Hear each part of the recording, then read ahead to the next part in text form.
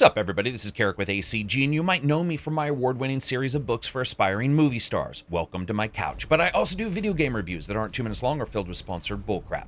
And today, I'm rolling a hard 6 and bringing in the cat as I deliver to you the review for Battlestar Galactica Deadlock, a turn-based, heavy ship strategy game that pits you against the Toasters in the first Cylon War. Because, let's be honest, if this was an Adama simulator, it'd just basically be a main screen where every button you hit just said, "You win." Let's see how this game does, shall we? It's out on Steam currently for the price of $39.99, and it's coming out on consoles at a later date. As always, if you like the video, maybe subscribe. So here's my review for Battlestar Galactica Deadlock. The fun of being fake admirals, zoom-in cam, and pretty much all the explosions. Graphics are up first. While Battlestar Galactica Deadlock may not stand up to the larger big-budget requisite supernova exploding spacefaring games that always depict humans in a war with someone else, like space isn't actually big enough to easily plot out some spots for everybody, Battlestar still nails it when it comes to atmosphere and look. The first time you see the Battlestars or the way the Vipers twist in the air a la Starbucks 180 twist move. It's an epic reminder for many of how cool the show is and how cool it is to be playing the game about the show in a time before the show throughout the game. Now, camera work is also phenomenal throughout, and when you rewatch your battle in the War Archive, the attention to detail is perfect here. You know what I mean, that feel that Battlestar always had where the camera was there, twisting and turning and fast zooming like the world's most overworked NFL cameraman. Explosions, fire, and effects are all fairly well done for a title in this range, and again, while there is a little bit of looseness here and there, it's the connection to the fiction that works, like the breaking of the spines of some of the ships when they fall apart, the sympathetic explosions tracking from the center out to both ends, or the glistening weirdness of Cylon ships. But of course, whenever you find Adama-like excellence, you find TIE-like workmanship, and from time to time you do see a bit of roughness here. First, some texture work is actually really weak, especially when you get closer to your main base or some of the larger ships. But even strangely, when you zoom in on the battle and the battle cam, and the entire starfield gets pixelated, it's not all that attractive and just looks odd compared to the rest of the presentation, which at least appears to be aiming for the highest that they can get. Also, the performance is a bit off. With the i7 at 4.2 and the NVIDIA 1080, I was able to play at 4K at 60 FPS until I wasn't, because right now there does seem to be some underlying issues with a couple moments in the game that can drop the frame rate unexpectedly, like the starting moments of the game, or when two massive flotillas of enemy starships decide that this particular section of space needs to be obliterated post-haste, so they simultaneously launch all their missiles. Additionally, this drop in FPS at times can be seen even down in the 1440p range for the resolution, but the drops are far less intensive. Why do I continually mention resolution? Because sadly, other than full screen and windowed mode, that's the only graphics option you actually have. Now, while I personally like a great amount of the game, the UI is also a bit off and offers a somewhat close to the Battlestar feeling of sitting inside the CIC in space, but it's also friggin' huge, like massive, and sort of sad because I couldn't figure out how to stop the UI from basically being the size of an entire Battlestar all by itself, eating up a lot of hefty real estate I could have used elsewhere. You can turn it off when it plays out your orders for the turn, but that's sort of like saying a game only works great during the cutscenes. But I have to say, it just never gets old seeing two Battlestars duke it out with a Cylon base star surrounded by 1,000 pinpricks of light that turn out to be enemy fighters running strafing runs. Its attention to the fictional presentation is extraordinary. I just wish sometimes it didn't feel like a Cylon virus had taken over my PC when it came to the occasional performance issues. As a package, it really is good, but it's held back in a couple spots. Sound, music, and voice.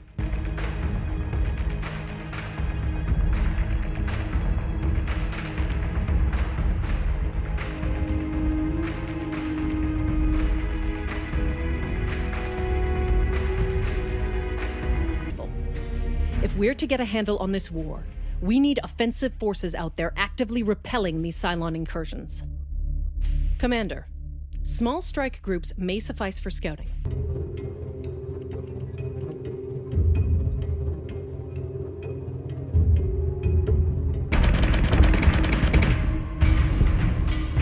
And you know what? Let's do sound first. This hits it on almost all the cylinders, and much of it, again, is the presentation of the battles with the muddied and thick cotton swab sound that Battlestar nailed so perfectly in the series. There's no bid here to be perfectly scientifically right when it comes to sound. It's just to mimic a great deal of how the shows worked, and in that way, I think it absolutely nails it. But my lord, the Viper and the other ships' sounds on their weapons are terrible. It sounds like someone filled a friggin' sock with wet clay and then just proceeded to beat the crap out of the microphone for 45 minutes. They are just odd. They don't sound good, nor do they sound even close to the show. And one of the reasons is that their tonal range is way off, but also they're missing that spool up and spool down of the Viper weapons that doesn't seem to actually be here at all. Luckily, though, everywhere else it's fine, and the first time you hear that Dratus give you the zidink sound that missiles are incoming, at the same time you just ejected out all of yours from torpedo tubes numbers 1 through all, and the way they sort of screech off is really, really incredible. Music.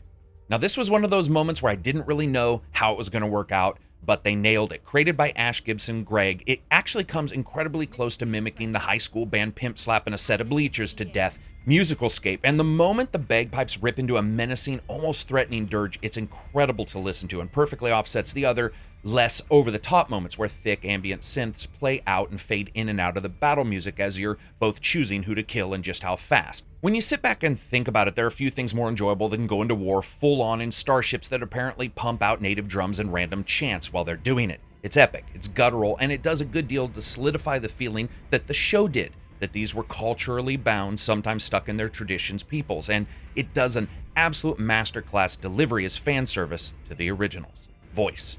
Yeah, so this actually wasn't good at all. It's not that people replace the voice actors we know from the shows, that happens. In the end, though, everyone's pretty much replaced by actors who sound like they're reading the world's most boring cooking recipes. They lack almost all tonal resonance, and the emotion that sort of presents itself as one of the major linchpins of Battlestar Galactica's presentation is actually completely missing here. If there's one bright spot, it's your actual main contact on the ship through the campaign, Helena Agathon, and she delivers information to you about how the war's going. That voice actress does fine and seems to work well within the presentation, where sadly the others don't hit so well.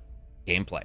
And a little bit about the story. So you play as the typical atypical commander who isn't a commander because they make all the decisions. Otherwise, what kind of game would this be? And sadly, it's not the ice cool Adama or the frequently fiery Tai or anyone else you get to play. You're generic man, forgotten among the greats, while technically doing all of their crap for them. This is the first Cylon war. The Battlestar Galactica is missing, and you take over a small fleet of ships and begin bringing it to the enemies through the campaign, multiplayer, and skirmish modes. To do all this, most of the time you're in two main sections of gameplay. The first is the CIC for war. Here you can recruit and promote officers, giving them skills that impact the fleet or the specific ships that you end up assigning them to, like increases to subsystem strengths and abilities, which actually really fits well with Battlestar's feeling that the leaders fully influence those below them and how they work. And while this isn't magically the only title that's ever done this, once again the game benefits from a fiction that we already know, and it makes sense when that happens. Here you can also unlock new blueprints for new ships, which you have to basically purchase to unlock once you've found them, spending time and money for researchers to query those designs. You can also check out finances and how they're doing throughout the star systems. Basically, every star system pays money to the fleet in requisition points, but depending on their status and belief that the fleet can actually do their friggin' job, or recent events, they may pay more or less. So for example, a Steadfast system's pouring space Bill Gates levels of money into the colonial coffers of the fleet at all times, while those systems on shaky ground give as little as possible, sort of sitting back to see what happens and maybe hedging their bets a bit. You also have the ability here to build new ships and items from the blueprints that you've found. Ships can be set up to build, and luckily the build times are rather short, and I'll get to why this is such a good idea later. They can be rushed with 3 to 5 times the amount of money as the normal build would cost. This to me is an excellent combination of obvious testing and keeping the atmosphere of the game going, especially at first. These battles can be a bit bone-breaking, where you enter the fray with 5 ships, leave with 1, and the relatively short build times works wonderfully for this and makes sense because entire systems are basically backing you at this time. Now lastly, you have the main system overview, which allows you to jump your ship from space to space, taking on both outside the main mission and main mission objectives, as well as watching for Cylon random raider activity. I like this, since the overall turnaround for everything is actually a bit faster. This can result in you making strategic decisions that don't really have a win basis for them. For example, you might have a Cylon raider party that's nearby that isn't causing much damage, or you have somebody far off that you know probably will cause more. You can take out that Cylon there, or you can fly across, knowing of course that as you do so for every turn, damage is happening in both places. So it's a bit like a strategic teeter-totter, with death on one end and, well, death on the other. Now, once you jump into battle proper, you see where the ships are going to enter the battle, you can sort of adjust them a bit, and boom, you're off. This is where Battlestar is at its finest, because movement and just overall battle awareness is relatively high. Textured versions of the ships show the current location, where green holograms show where they're going. The first time you click on a ship to move it, you have the ability to turn and move the ships forward, and on the second click, you choose its height relative to where it is currently and any actual twisting on its axis it does. And let me tell you, verticality here never has mattered so much. The first time two of your battle stars smash into each other in the battle fray and you go from 6-ship fleet down to a 4-ship fleet can be heart-wrenching, and you always have to be careful that the orders you give are both safe relative to the other ships, but also keeps their commanders from running around taking too many turns, because let's say if you bank too hard, your guns will actually lose some accuracy.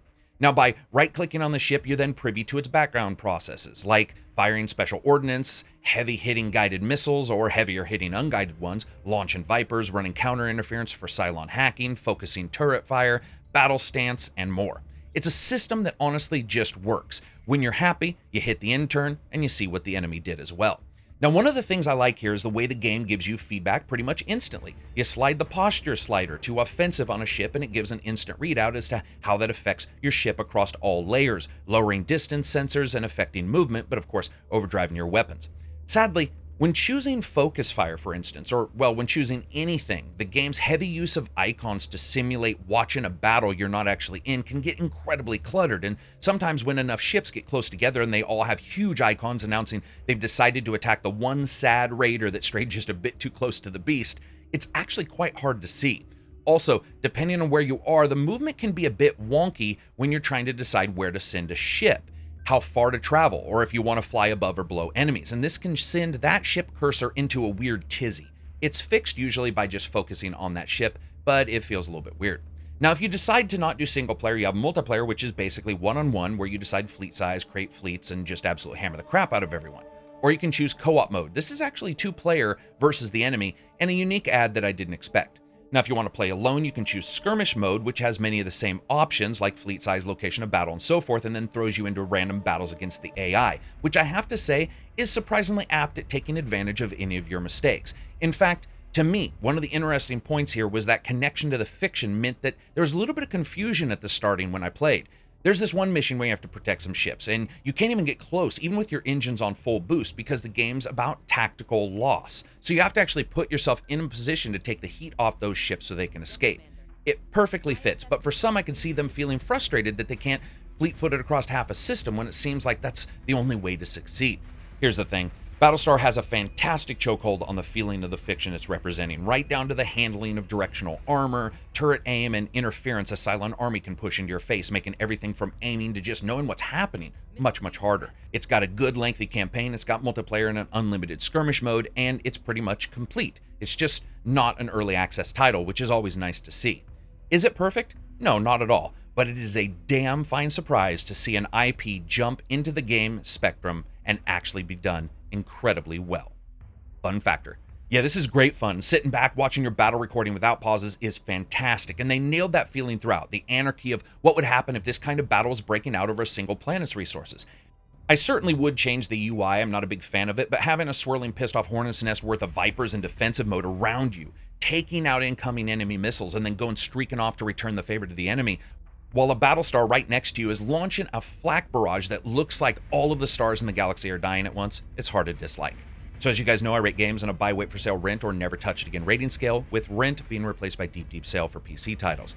This is absolutely a buy for fans of this genre. If you're not a fan, this might not make you a fan, but if you're a TV show fan, it certainly is a title that maybe will allow you to jump into this proper. It's not super deep, but it's also not a shallow title either, and I like that. It also understands its fiction and understands how that fiction needs to play out across the form and function of the title itself. It all actually just works, and it's one of the few titles I can say feels like that, where everything just sort of makes sense across the board.